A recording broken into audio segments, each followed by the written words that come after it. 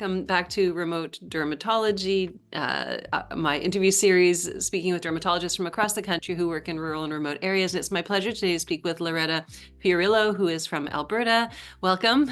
So, Loretta, just feel free to please introduce yourself and let us know where you practice and how long you've been in your community and what kind of outreach work that you do as part of your practice. Very well. Thank you very much. I'm actually very happy to be able to speak with you.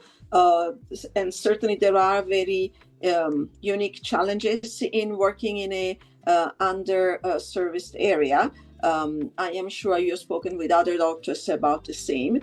Now, regarding myself, I am in a somewhat different situation. I've been in Red Deer, Alberta, which is a city of about 100,000 people, located in the middle between Calgary and Edmonton. So it's not terribly remote, I would say.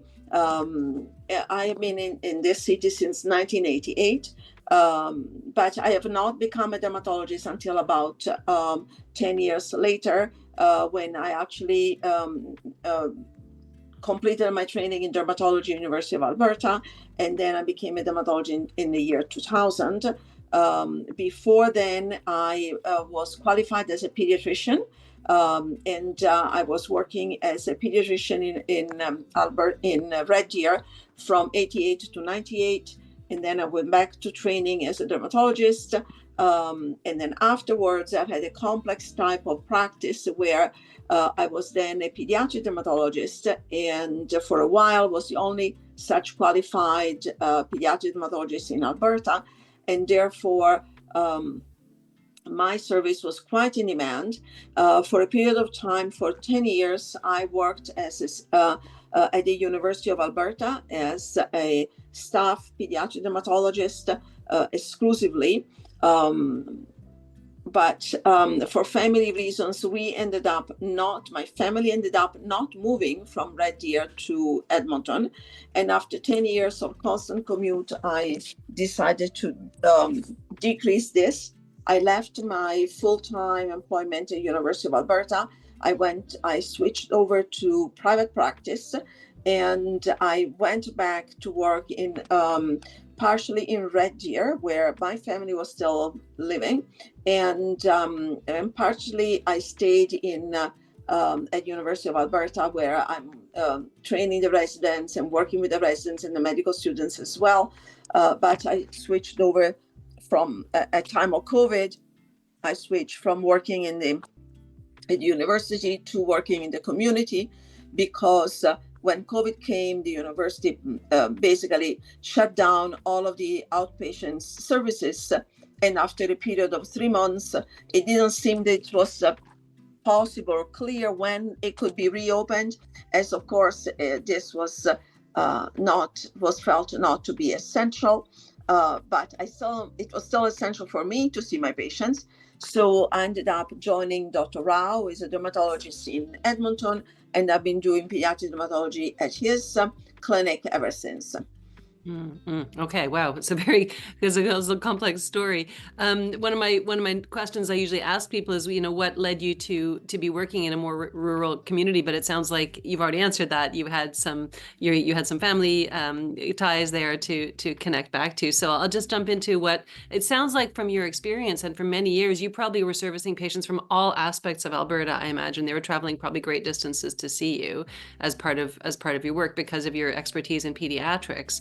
And so I'll just launch into asking, if you could kind of describe what's unique about working with patients who are coming to you from great distances and who don't have a centralized care. What is unique about that from a practice point of view, caring for these patients?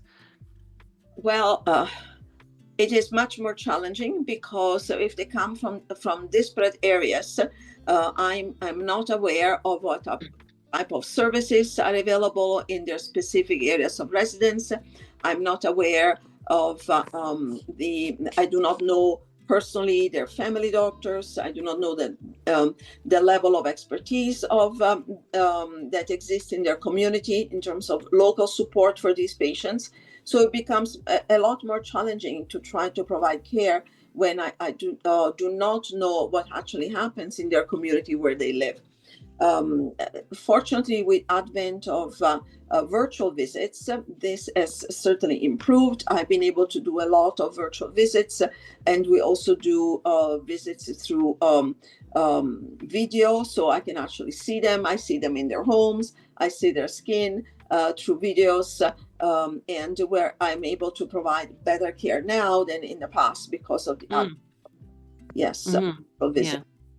Yeah, the evolution of teledermatology has really shifted the way we work. Very important. And so the flip side of this question is, what are the more rewarding aspects of working with patients and families that are coming from, very poorly serviced areas? What's the more rewarding aspect? Is that these patients come in for serious problems, and I really like serious dermatology. Um, it, it, I do prefer a patient who is um, seriously ill, I have to say, over somebody who is well. My whole mind and soul goes towards helping somebody who has a serious condition. Like recently, I give you an example. I've had a patient admitted at the Hospital and in another smaller rural hospital before with pemphigus vulgaris. Now, this patient had an enormous extension of body surface areas with flaccid bullae, large areas of denudation. He was very ill. And I went all the way to try to help this patient. Like you say, the lack of centralized support, the lack of other help, such as in residence, medical students even was felt there. So I ended up seeing these patients on a regular basis, including this past long weekend. I went to see him. I had to do, I wanted to put him on rituximab. And to do that, I had to do the whole STED application, which is a lot, many pages application that Alberta Health requires. In a major center, I would have had somebody else doing it for me, but I had to do it for this patient. So I had to spend 2 hours in front of the computer writing the STED application so that the patient could get rituximab. He did get rituximab. He got better, and just yesterday was discharged. But this is, in my mind, for my own personality, very rewarding. I really like to deal with the sicker patients, and in a situation where I am, I do receive the sicker patients, so that I am in my element. I really like to provide care to people who really need it. Your level of expertise just absolutely shines when you see these complex cases. Yeah, it's fantastic. What a wonderful resource you are. You mentioned, when we're talking about unique challenges of working with these rural communities, you mentioned the family, the primary care piece, and uncertainty about the degree of support, the administrative burden, the lack of other residents and et cetera. But are there any other challenges you think are important to recognize when we're caring for patients from more rural areas?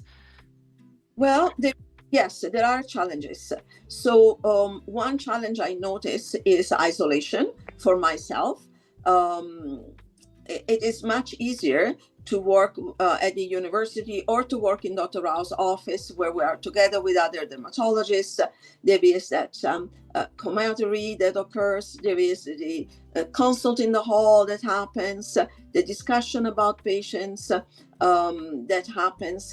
When I work in Red Deer and I am alone, this isn't happening. Now, Red Deer is actually blessed. There are 2 other dermatologists now for our city. We are the best served of the rural communities in Alberta, in Red Deer. But even in this case, although I know the other dermatologists, I'm friends with them, we still do not have the same relationship that occurs in a larger center where when I was at the university, I met with the other dermatologists at university on a daily basis. We all met on once a week. So there was a lot of support that each other was that we were getting from each other, which is not present in a remote community. And Yeah. all of the dermatologists that work in remote community, that they are on their own when they work Yes. in any specific city. And so that loneliness, that inability to have a consult in the corridor, the inability to speak to a colleague who knows what the diagnoses are the same as you, and you can exchange knowledge with, is very much limiting. So this is one major limitation I see in this practice. And the other one I find quite humoristic is a lack of prestige that occurs in a rural practice. So I can tell you an example I had. It's really funny in a sense. So I was seeing a child for a dermatological problem, and the mother said, here in Red Deer, and the mother said to me, I would like to see a specialist. I said to the mother, well, I am a specialist. And she said, yes, I know, but I want to see a real specialist, one that works at the university, one that works in a big center, because the mother clearly told me to my face, the specialists that work in smaller cities are not as good as the one in the big city. So I said to the mother, absolutely, get a referral to the University of Alberta, and the pediatric dermatologist there will see your child. And the pediatric dermatologist at the University of Alberta was me. So I found it very that's why I say it's very humoristic, because I was working there as well as I was on staff as pediatric dermatologist, University of Alberta, but I was also doing the work in the rural area. But over there, I am the big professor of pediatric dermatology, revered by all the students and the residents and so on. Here, I am a lonely pediatric dermatologist, or dermatologist, because I do practice adult dermatology as well, that is considered somewhat below the level of the others in the city. Yeah, the perception, it's altered. Oh, that's very interesting. That's a great story. I mean, you're already very specialized, obviously, so there's not many of you, but one of the questions I ask people is, how do you manage complex cases in your practice? But you're already, at the top level of your field. So when you're working where you're working, and you do need to discuss your case with someone else at your level, what do you do? That's what I miss, right? I miss the discussion with someone else. So I clearly have lots of friends in dermatology. I have many friends, mostly at University of Alberta. So for pediatric dermatology, I am the divisional director, and now there is a newer pediatric dermatologist, Dr. Fernando Sanchez Espino, that works at University of Alberta. So we meet on a regular basis and discuss our more complex cases together.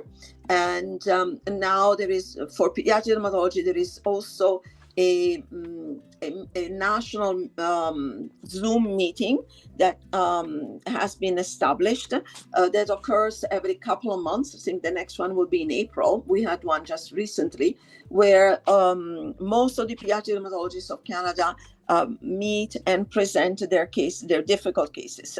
So it's not going to happen tomorrow to be able to have the opinion of the other pediatric dermatologists, but it can happen in the next couple of months. And in terms of peds derm, I discuss quite often with my colleague in Edmonton and we discuss patients, because also patients move from one to the other and vice versa. For adult dermatology, I often will discuss things with my close friends that I made during residency training, and with whom we're still very much in touch. But it is not the same thing as when you see the colleague in the corridor all the time. No, yeah, yes. That sounds like you've got some great resources. That's fantastic. I think that's something that should be, more developed, better developed for rural. But so that gives me the flip side of the question. What supports do you think are lacking or could be better developed for those derms who are working in a more rural environment? Well, the derms in the rural environment basically have no support. Everything is on their shoulders. They have to do everything. They have to hire all the nurses. They have to work to see their patients. If they have support, it's because they created their support and they pay for their support. There is no other support provided, except there is potentially hospital privileges provided, and in certain situations, the hospital privileges may include access to an outpatient department with surgical facilities where the surgeries can occur in the hospital. This is a type of support that, for instance, I do have here in Red Deer. I do have privileges in the outpatient department, and if I have to do more complex surgery that I don't feel comfortable doing in my office, then I do it in the outpatient department of the hospital. Mm-hmm. Mm-hmm. Yes. So, I mean, there's a lot of pieces that make the job harder when you're working in a rural community, both from an infrastructure point of view and also from your connection point of view, as you described. And I'm curious, what sort of incentives do you feel would encourage more dermatologists to work in rural communities? Do be it financial or professional or educational? What sort of incentives do you think are meaningful for dermatologists who want to work in more rural areas? From what I've seen from other specialties, these other specialists who have decided to work in the rural community belong to a number of characteristics. They have a number of characteristics. Number one, they might have grown up in a smaller community and be willing to return to a smaller community. So that is one. Others that I have known have gone to a smaller community because they are outdoor enthusiasts. There are some that like to do horseback riding. They like to have horses.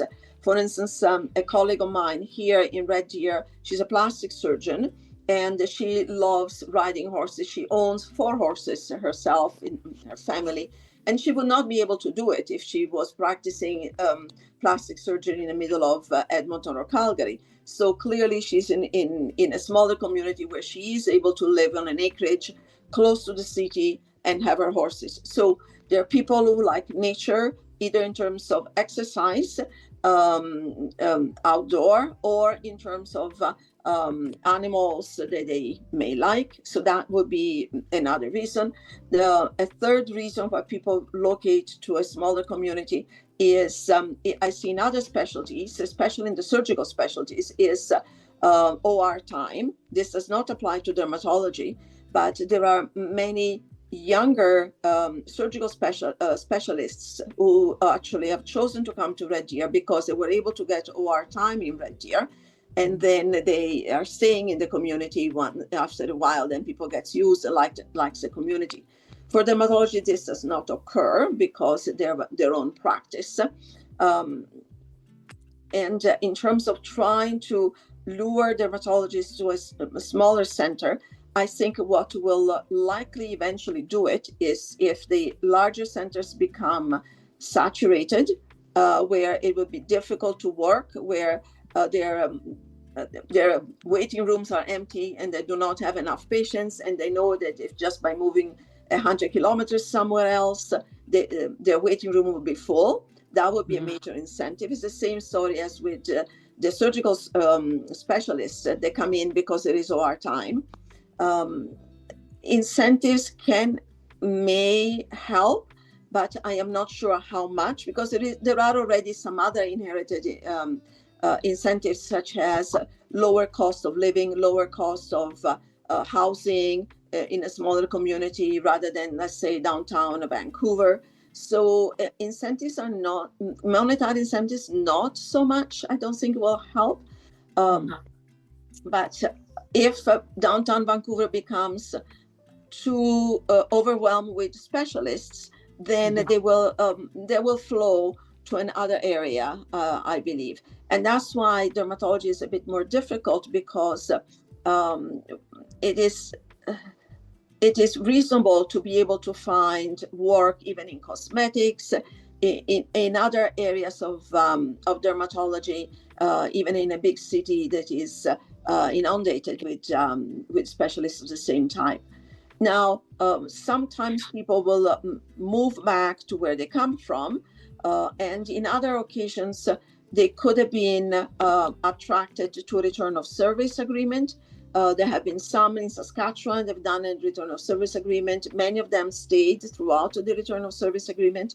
but many of them left within a couple of years of the end of their service agreement. Still, if the service agreement was 3 years, they left after 4 or 5 years, which is still gave services to that area. Yeah, so true.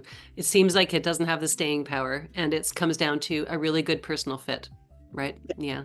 So what advice would you give to a dermatology resident who is considering working in a more rural environment?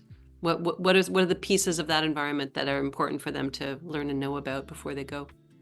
I think the best advice would be to do an elective, at least one elective in rural environment, to see if there is a fit for them and their family. And in fact, when I was program director, I had instituted a rural rotation for dermatologists from U of A. And these dermatologists had to go either to Red Deer or to Canmore. This is the most beautiful city in the mountains, where Dr. Lubitz is a practicing dermatologist. When I left the program directorship, this elective was eliminated. And one of the problems is that the Royal College does not mandate a rural elective for residents. If the Royal College were to mandate it, then it would be it would be necessary for all the residents. This is actually mandated in other specialties, and it would be very useful for rural medicine if the Royal College were to mandate it, because then all the programs will have to do it, and the residents will have a month exposure in an area that they may find works for them. Obviously, will not work for everybody, but there will be a much larger number of people who would be happy with that. So the example we have here in Red Deer is Dr. Isaiah Day. Dr. Day did the rural, at that time, the mandatory rural rotation that I had instituted when I was program director. He was in Red Deer for 1 month, and his eyes opened. He really liked it. And by the time he finished his residency program, he ended up doing Mohs fellowship. And then he established himself in Central Alberta as a Mohs fellow. And now Dr. Day is probably the busiest doctor in Alberta, doing Mohs fellowship in Red Deer. But he always says he would have never come had he not had the opportunity of doing this rural practice for 1 month during the residency. That's amazing. Yeah, it's so important. 2 residents that came to work with me became my partners in where I live, and if it wasn't for that exposure, they wouldn't have known. So what a great community we have. Okay, so final question. How do you think the CDA as an organization can help support rural dermatologists? I still think that exposure during training is very important. So I know the CDA can help facilitate that. If the CDA were to have an incentive for residents to spend an elective month in a rural community, even if the rural training is not mandatory by the Royal College, will still be something of interest to some residents because of the incentive from the CDA. So that could be an option. Also, the CDA could look at housing for the residents, at helping funding for housing costs if they go to rural community, because the housing cost is not very high in a rural community, but still exists. If the resident has his own home in a big city, he's got to live somewhere. She has got to live somewhere. So housing and transportation, or potentially a different type of award for working in a rural community, could be helpful. Great idea. Thank you. Well, thank you so much, Loretta. That wraps up the discussion. I'm already seeing a lot of repeating themes, and the one that's really strong that you referred to several times is the need to have exposure to the community prior to your graduation, so that you have a bit of a vision. And I think that's a really important an important piece of encouraging more people. So thank you for reiterating that. I think it's another important point. So thank you so much.